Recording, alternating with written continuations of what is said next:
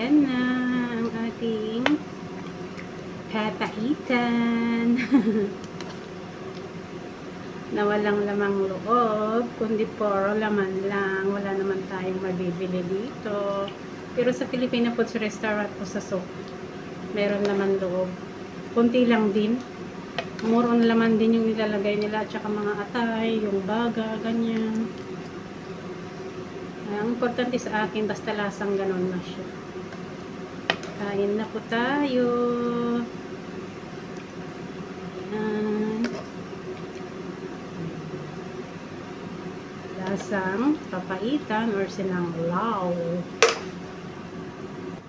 So, ayan guys. Kain na tayo. Hinantay ko lang na medyo mabahawan ng kaunti. Although mainit pa siya. Ayan. Thank you Lord for everything. Ayan na aking lutong Pilipinas na papaitan. Thank you. Nasa abroad tayo kaya i-remedyo na lang natin yung makapagluto ng ganito kahit incomplete. Importante yung lasa niya is lasa sa atin syempre. Ay, nagpudot pa eh. Mapagbigyan natin ng ating tiyan.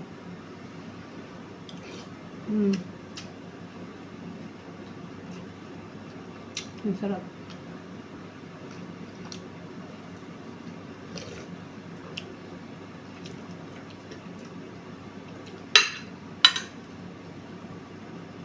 Kain na.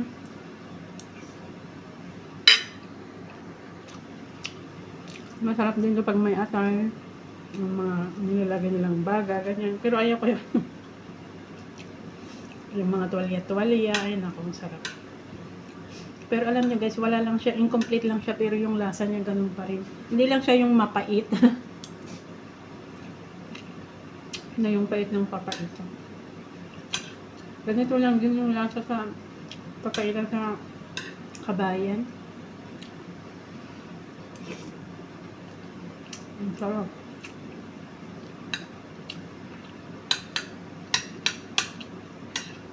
Ang laki naman.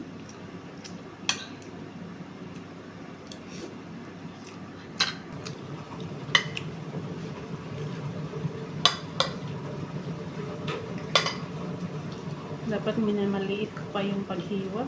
Ganito sana.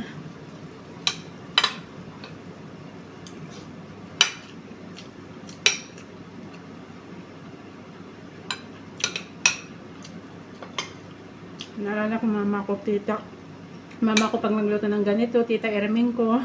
Ang sarap nila gumawa ng papaitan guys.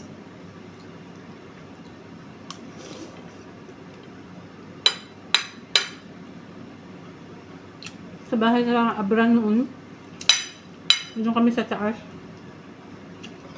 Ang galing magluto ng mga tita ko. Mataba ako nung dalaga ako. Mas mataba ako kaysa sa mga anak ko ngayon. Kung ikumpara ko yung katawan ko nung high school sila, kasi college na sila.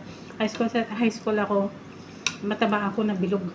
Ang mga anak ko ngayon, kasi parang habang lumalaki sila, sinasanay ko silang mag diet proper at magano sa mga pagkain. Kaya shit sila, may shape, hindi masyadong mataba. Ako noon mataba, may shape naman din ang baywang.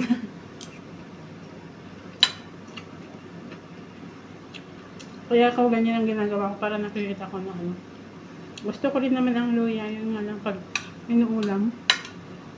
Hindi.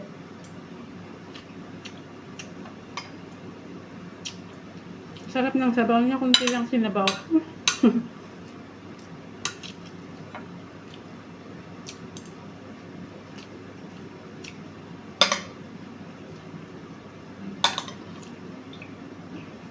Sana ang papaitan mo ay atay, mas marami yung tuwalya-tuwalya o laman loob.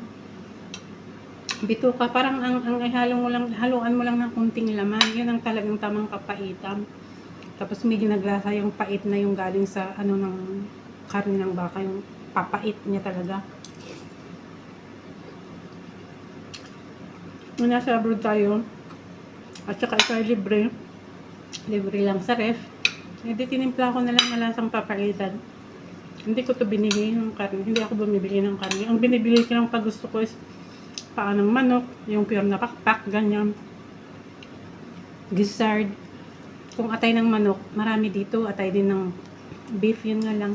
Pag hindi silang magluto, napakaasim. Napakaasim. Ay bumibili ako sa akin para lutuin ko ng adobo, ganun. Pero dito marami. At saka minsan lang sila magkain ng atay. Yung mag-asawa lang. Yung kumakain. Yung binata at dalaga ayaw.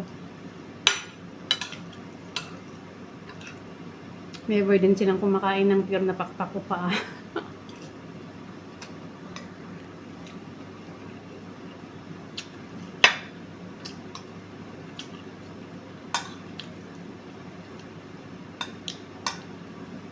Alam nyo kasi yung mga laman loob, tuwalya-tuwalya mga ganun. Hindi ka magsawa, wala kang makitang ano niya yun, taba. Grabe, kahit ginagawa mong kinilaw ngayon eh.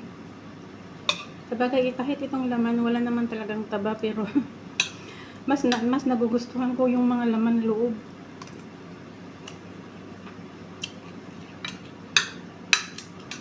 Yung tuwalya-tuwalya. Ang sarap nun.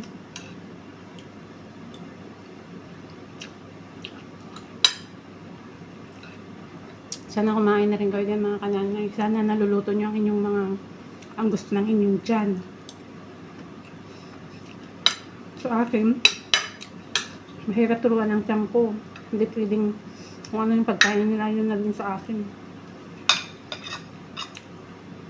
Unlike na nung baguhan ako sa abroad, tinitiis ko na lang kung anong pagkain nila, yun na lang kung anong ginagawa ko na pagkain nila, yun na lang. Pero pag habang ngayon tumatanda ako, talaga, pagkain Pilipinas, pagkain probinsya yung hanap ng tiyan ko, guys. Pati nga yung ang kamatis na may bagoong tapos sibuyas. Nako, mas gusto ko pa yun kasi yung mga karning niluluto ko na yung pagtimpla nila. Gusto niya nahanap ng tiyan ko is dininding.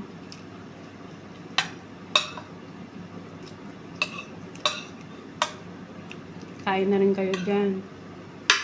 Pero pag wala talagang chance na makapagluto kayo ng sarili nyong timpla, okay lang yun. Ang importante hindi kayo magutuman, ang importante may sahod, ang importante mapadala ng pamilya, ganun hindi mo natupad yung gusto mo, tapos uwi ka na lang, mas lalong walang mangyari. Magtsaga-tsaga na lang. Kain na kayo dyan.